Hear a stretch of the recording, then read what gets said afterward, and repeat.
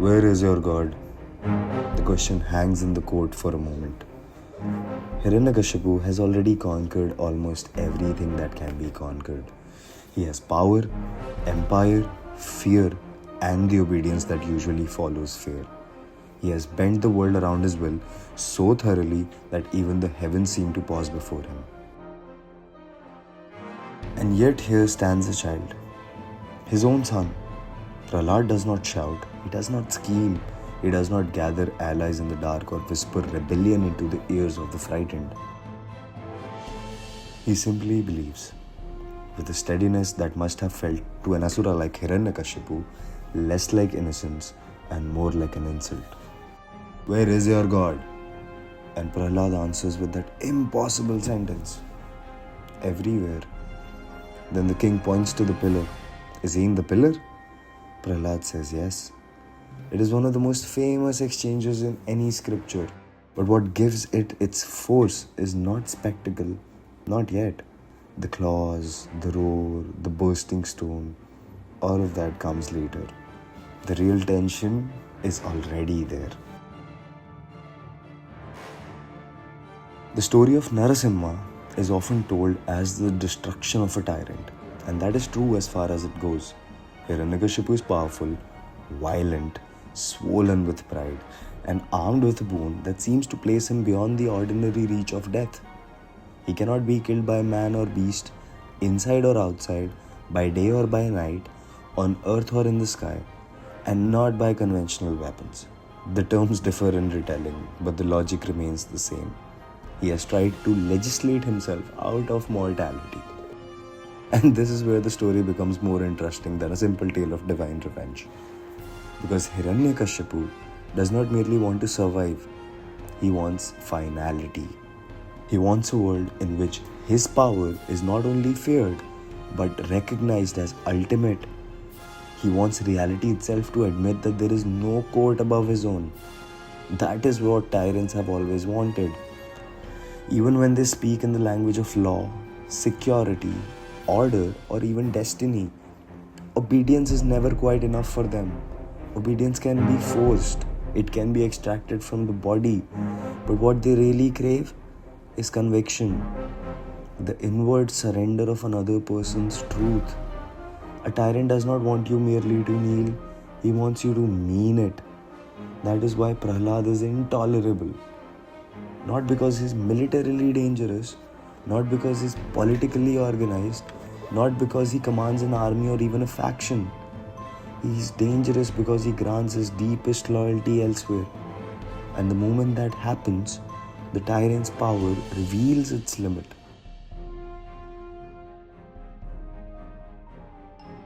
Prahlad is a difficult figure for power to understand because he does almost nothing that states usually know how to classify. He is not a rebel in the conventional sense. He does not seize territory. He does not call for revolution. He does not try to overthrow his father by force. He simply refuses to let the king define the horizon of reality. A tyrant can tolerate disagreement. He can tolerate transcendence. Because if there is such a standard, then his rule is no longer absolute. It becomes contingent, measured, even judged. That is why stories like this keep resembling political philosophy. Prahlad's resistance is not strategic, it is metaphysical.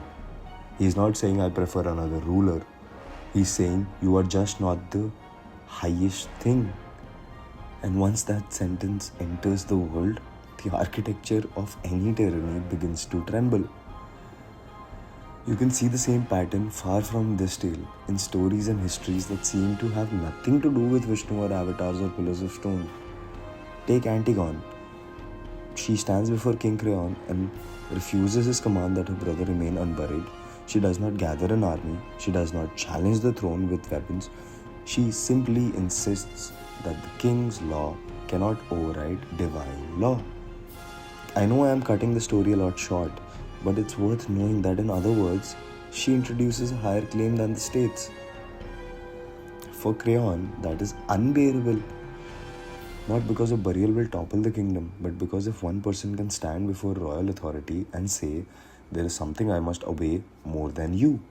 Then the king's claim to absoluteness is broken. Prahlad creates the same wound in Hiranyakashipu's court. His belief is not merely loud, it is worse than loud.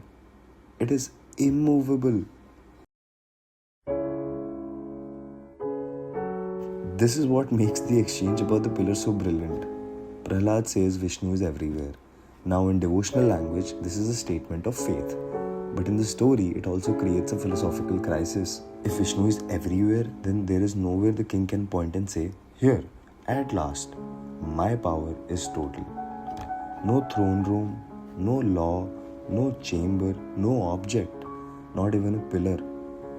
And so, Hiranyakashipu does what power often does when confronted with an invisible limit. He tries to force the invisible into demonstration. Is he in this pillar?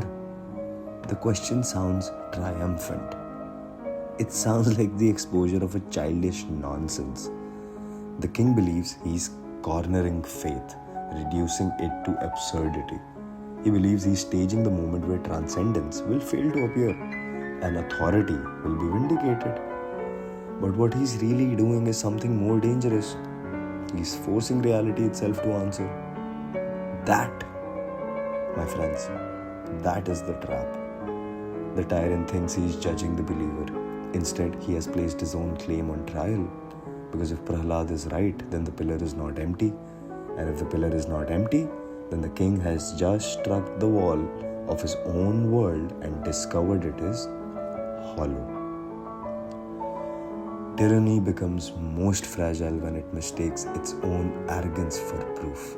Hiranyakashipu asks the question as though all truth must present itself on his terms. But reality is under no obligation to flatter this kind of power. The pattern appears elsewhere. Take for an example Socrates, standing before Athens, creating a strangely similar problem. He is not a revolutionary in the usual sense. He does not command an uprising. He is an old man talking too much in public, asking difficult questions, unsettling the city's confidence in itself. But when he is brought to trial, the issue is larger than impiety or corruption. The issue is that Socrates obeys something within him that the city cannot fully govern. He speaks of his daemonion, his inner sign, and of his duty to philosophy and truth. He could save his life by becoming simpler, more agreeable, more useful to power. But he refuses. And the state, unable to absorb a loyalty that stands partly outside it, condemns him. Power can often manage criticism. It can negotiate with interests. It can punish disobedience. But it does not know what to do with conviction that does not seek permission from it. Prahlad's faith belongs to that category. He does not bargain, he does not dilute, he does not adapt belief into something politically acceptable. He simply remains where he is. There is something deeply unnerving about a person who cannot be persuaded by fear. Not because fear ceases to hurt them. Prahlad is not numb. The point is not that conviction removes vulnerability. The point is that vulnerability no longer produces any surrender. And when power meets that kind of person, it begins to discover that control over bodies is not the same thing as control over souls. And finally, the pillar breaks and Narasimha emerges. The scene is so famous that it is easy to remember even in only its theatrical power. The half-lion, half-man form, the tearing claws, the twilight threshold, the lap that is neither earth nor sky. But these details are not ornamental, they are arguments. Every feature of Narasimha is a reply. Hiranyakashipu constructed his boon like a legal document, an attempt to outthink death by enumerating categories. Not man, not beast, not inside, not outside, not day, not night, not this, not that.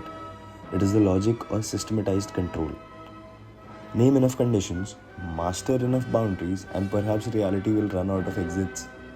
But myth has always distrusted that fantasy. Narasimha is not simply a monster sent to kill a monster. He is the form of the exception itself. Neither one thing nor another. He arrives at twilight, on the threshold, in the interval between categories. He does not violate the boon by brute force. He reveals the vanity of thinking existence can be sealed shut by clauses. That is why the story feels larger than punishment. It is not only that the tyrant dies, it is that the universe refuses to be fully captured by his design and his design only. When power tries to dominate reality itself, reality eventually answers through what does not fit. Narasimha is that answer. An opening. Alright, that's the story. If you enjoyed this kind of video, consider subscribing. The whole idea of this channel is pretty simple. I try to take stories from scripture, films, books, or even history, and slowing them down enough to look at the ideas hidden inside them. Not just what happens in the story, but why it happens and what it might be trying to say. And just to say this clearly, this is not meant to be the ultimate interpretation of the story. Stories like this have survived for centuries because they can be read in many different ways. This video is just one way of looking at it, one possible idea that sits between the lines. This is still a new channel, so I'm figuring things out as I go. If you have any thoughts, feedback, or even suggestions for stories you'd like to see explored like this, feel free to leave them in the comments. I'd genuinely like to hear them.